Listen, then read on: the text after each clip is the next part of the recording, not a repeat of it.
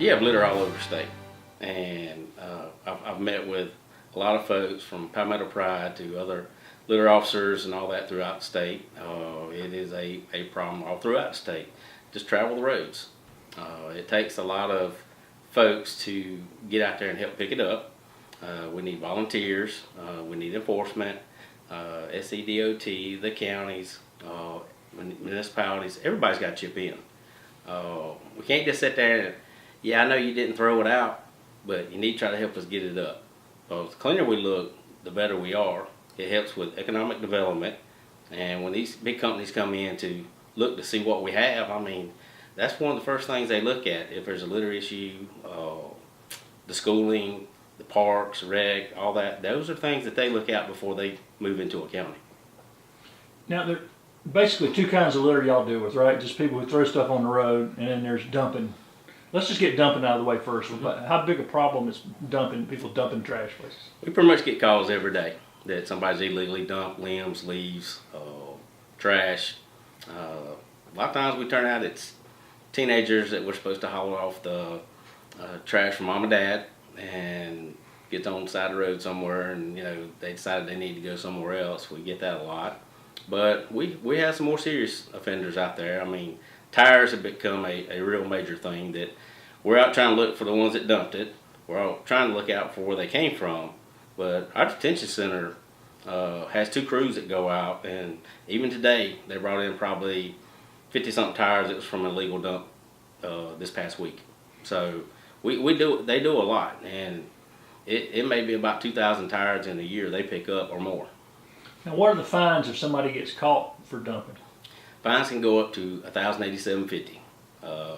We look at the situation and all that and go with the fine off of that, and then we of course take them to master's court and all that for the fines to be done by the judge and what they agree on. And then we were just talking, they still have to clean it up even though they get fined. Most likely they will have to go back and clean it up. We do our best to get them to clean it up. And so one of the things y'all's officers do though is they go through garbage. They have to go through and they find identifiable things. It's just a detective work kind of. It is an investigation type thing. People don't think of it that way, but we do go through the trash. Whatever's dumped, we walk the little area right around to try to find something, and that's how we track down our cases. And that's dangerous for your guys. Absolutely. I mean, you still got to worry about pins, needles, knives, sharp objects, that kind of thing. A lot of diseases out there. Of course, we put on the proper PPE to try to get that done, but it's still dangerous. Now, if somebody sees that going on or sees it on, how do they report that? If you see an illegal dumping or something on the side of the road like that, then we call the sheriff's number, which is basically 260-4444. That is dispatch. They contact us. It's quicker if you can call it that way because they'll get right to us. They know who to contact, whose area it is, so we can try to hurry up and get somebody out there. What about just litter? You see somebody just throw a big pile of garbage out their window. How do you report that? Same way. Call the 260-4444 number, and we'll try to get somebody out there, try to get a description of the car, a tag number, and possibly a description of the person that did it. That helps us to go out and try to find these folks. And those fines are the same? Yes. All fines for littering can go up to $1,087.50. The one thing is, if you dump several piles or something in one place, then you might get several tickets for that at the maximum, because each one is counted separate. Now, how is that fine set? Is that a state thing, or it's set through the state? Is that high enough, you think? Well, it's set through the state and the county. So. Right. That sounds like a low fine to me. I don't know. Well, $1,000 is a lot of money, and it depends on the circumstances. People today think cigarette butts aren't littering. Generally the fine's $100, but it could go up to $1,087.50. Cigarette butts are still a major important source of trash, aren't they? Say that again. Cigarette butts are still a major. Oh, absolutely. Cigarette butts are just as trashy as throwing out a cup. If you go to the intersections, look on the side of the road and see how many cigarette butts have piled up, because rain has washed the ones that were in the middle all to the side. So just right up the road here, I bet I counted probably 800 cigarette butts at one place, and it starts showing after a little bit of time. The cigarettes don't just burn up and done. I mean, the filters stay there. They get put out when they hit the ground sometimes, but the other thing is you still got to worry about the fire hazard that they cause, because you don't know if the car in front of you might be leaking some fuel. If it blows over to the side and it's still lit, it might go into a pile of leaves or something like that, or the grass when we have dry season. So it's dangerous.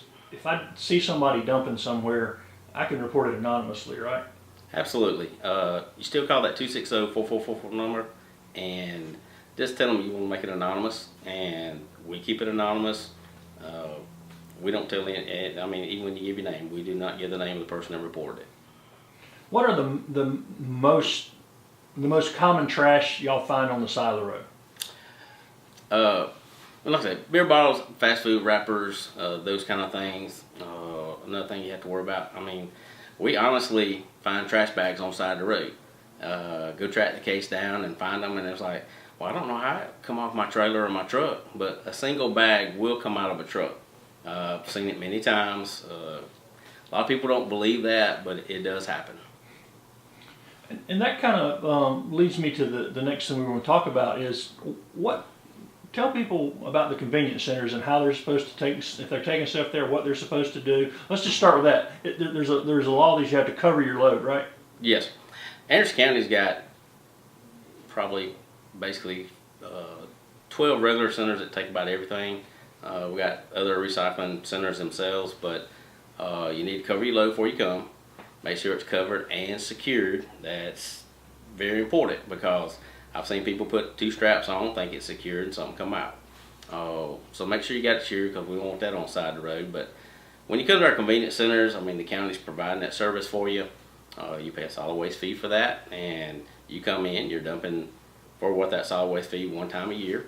And you know, we take regular household garbage. You may have to separate some things like the furniture and the metal and all that. You have to separate it because it goes to different places, but we do provide that service. Electronics, we do recycle electronics, and then we take aluminum cans, steel cans, cardboard, all 3 glasses, green, clear, and brown. We're one of the few in the state that still do that. We have a company that we are able to work with right now because we have a clean product, and we appreciate what our residents do in bringing it in, trying to keep it sorted. As long as we keep it sorted, we can do it that way, and that saves on landfill tipping fees. What can people not bring to convenience centers? Hazardous materials, we don't take. We have one convenience center that takes leaves and limbs, and that's the Slabtown site on Pickens Road. We do take leaves and limbs down at Star Landfill, but the other sites do not take leaves and limbs. Is there anything else people need to be aware of? I mean, they should have their garbage in bags. Is that, have it bagged up? We truthfully would prefer everybody have everything in a garbage bag, due to the fact that it's quicker to get it dumped and stuff not flying all over the ground at the site to get cleaned up, which causes extra work for the resident as well as the folks that are working there. And we also need to be courteous that there's other people coming behind you that are doing the same thing you are, and the quicker you get done, the quicker they can get in, and make it a speedier process.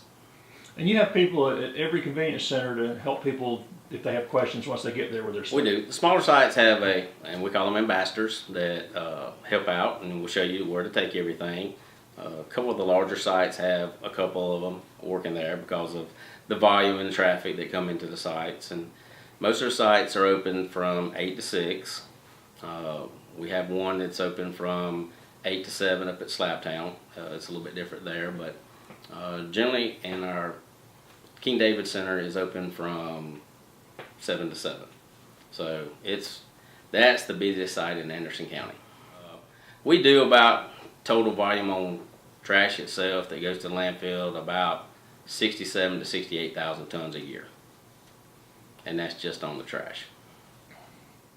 And basically, we need everybody's help in picking up litter. We have functions that we have. The county, if you want to get involved, we have adopt spot programs. Of course, the state has the adopt a highway program. We can get you in touch with either one. If you want to adopt a road, which we really would like, we will furnish you with the trash bags, the grabbers, the gloves, all that to do that with. And all you got to do is pick it up, set it on the side of the road, call us, and we'll have it picked up. Keep a little bag or something in your vehicle, and as soon as you get home, dump it. Don't dump it on the side of the road, because, like I said, it's people that I think have lost respect. They lose respect for other residents in this county, their property. And I think you lose respect for yourself when you sit there and just throw something out the window. It makes the whole county look bad. We need to take care of our county. We need to take care of our environment. It's not fair to the animals. There's wild game out there that don't need to be messing with that kind of stuff. It can actually kill them. So we need to take care of everybody. And we want to look good, like I say, for economic development. And we just need to make that strong push to show respect for everyone. Basically, Anderson County strives to try to fight the litter situation that we have. We have 3 environmental enforcement officers out there. The county has 2 detention center crews that are going out there to pick up every day. So we have a Keep Anderson County Beautiful representative that goes out to the schools and educates folks, and also tries to recruit, adopt spots, and try to work with groups, churches. It doesn't matter. We'll work with anybody. If they want to pick up litter, you can call us at the 260-10. I can't even say that. You can call us at. You can call us at 260-1001, and we will get you in touch with who you need to be speaking with, and we will make sure you get the cleanup supplies you need for something. We'll be glad to come out and talk to groups, just like we do in the schools. And we have no problem with that, because education is a big process in that, as well as enforcement, and as well as a team of people trying to get out there to get it done. We do, like I say, we have plenty of opportunities all the time.